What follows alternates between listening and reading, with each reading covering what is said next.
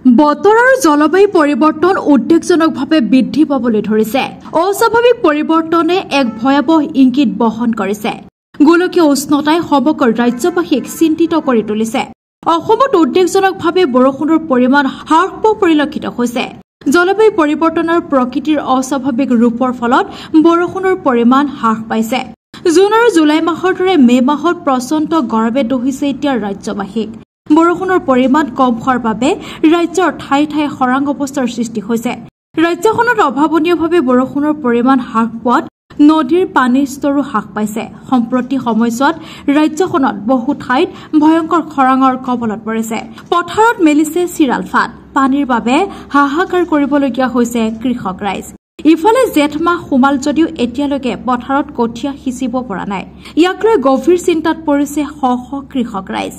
জানুৱাৰী মাহৰ পৰা ফেব্ৰুৱাৰী মাহলৈকে অসমত 5 মিলিলিটাৰ বৰষুণ হৈছে। বিজ্ঞান কেন্দ্ৰৰ এক তথ্য অনুসৰি অসমত বৰষুণৰ পৰিমাণ 76% হ্ৰাস পাইছে। বনাঞ্চল ধ্বংস, প্ৰকৃতিৰ ওপৰত চলা অত্যাচাৰৰ বাবে আজি বতৰ আৰু জলবায়ু পৰিৱৰ্তনৰ উদ্বেগজনক সলনি হোৱা বুলি সকলোৱে ক'ব খোজে।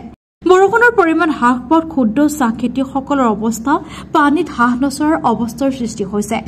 আমাৰ ইয়াত বৰষুণ নোহোৱাৰ কাৰণে চব খৰাঙত পৰিছে। যেতিয়ালৈকে বৰুণ দেৱতাই বৰষুণ নিদিয়ে আমি এনেকৈ আৰু পানীত হাঁহ নচৰা অৱস্থা হৈ আছে। আৰু বৰষুণৰ অভাৱৰ প্ৰভাৱ পৰিছে চাহ উদ্যোগসমূহত।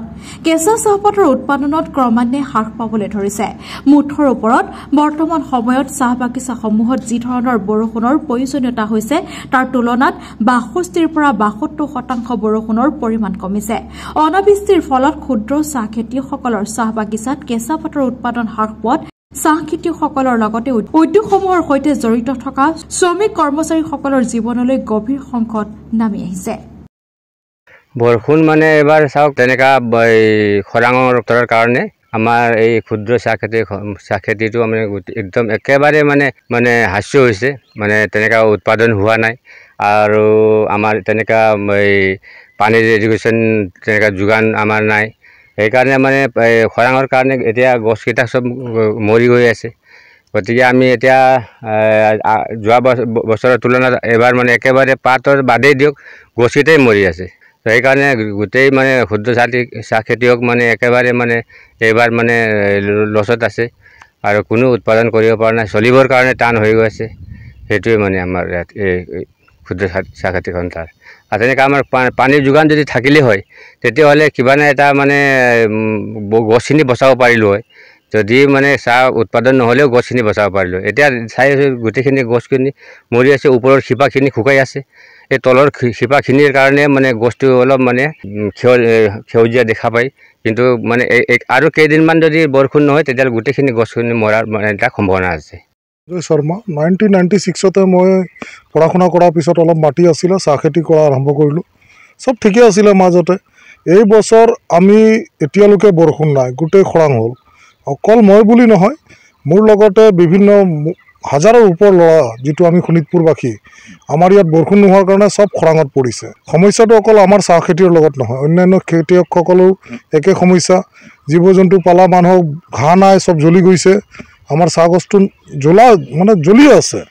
যদি বৰষুণ নহয় আৰু চৰকাৰে যদি আমাৰ প্ৰতি নজৰ নাৰাখে, লকডাউনততো অলপ নজৰ দিছিলে চৰকাৰে, কিন্তু এইবাৰতো একো নাই। কোনো সংসূত্ৰে এতিয়ালৈকে টি বোৰ্ডো অহা নাই খবৰ ল'বলৈ।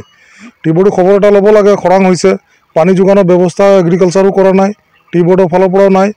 আছে ST মানুহৰ কাৰণে 2-4টা দিছিলে, কিন্তু জেনেৰেল খোপাৰ কাৰণে একো নাই। আৰু কি বুলি ক'ম, যেতিয়ালৈকে বৰুণ দেৱতাই বৰষুণ নিদিয়ে আমি এনেকৈ আৰু পানীত হাঁহ নচৰা অৱস্থা হৈ আছে। আৰু লেবাৰখিনি কাম নাই। চব লেবাৰ ৰাতিপুৱা আহি যায়, দাদা কি কৰিম, নাই কামে নাই, বৰষুণ নাই, বহি বহি ঘৰ যায়। মে ছেকেণ্ড হাফত এতিয়া আমি পাত উঠাই তত পোৱা নাছিলোঁ, কিন্তু এতিয়া এইবছৰ কাম নাই। তো চৰকাৰলৈ নিবেদন থাকিব আমাৰ প্ৰতি অলপ নজৰ ৰাখক। আমি বিশেষকৈ আমি ৰঙাপৰাবাসী যিমান খেতিয়ক আছোঁ, ইয়াত কিন্তু বৰষুণ নাই। অন্যান্য ঠাইত কিছু পৰিমাণে হৈছে যদি আমাৰ ৰঙাপৰাত হোৱা নাই। নাহনি কেন্দ্ৰতো 1 টোপাল বৰষুণ নাই। যোৱাকালি 2 টোপালমান দিছে, আকৌ ধুমুহা ওলাই গ'ল। আৰু কি ক'ম, বন্ধুসকল আহিছে, ক'বও বেয়া লাগে। তৎসত্ত্বেও নিজৰ দুখটো ক'লোঁ। আৰু 2%ও অহা নাই চাহ। মে' মাহত যিটো পাত মাৰ্চ, এপ্ৰিল, মে' আমি যিমান পাত উঠাওঁ তাৰ 2%ও কালেকশ্যন হোৱা নাই এতিয়ালৈকে। অকল আমি সমস্যাত পৰা নাই, আমাৰ লগত ফেক্টৰী পাত নাই, বিভিন্ন সমস্যা বুজাই বুজি পাব। ইণ্টাৰনেশ্যনেল মাৰ্কেটত তেওঁলোকে চাহ পঠায়, তাৰ পৰা পইচা আনি আমাক দিয়ে, চবৰে লোকচান হৈছে।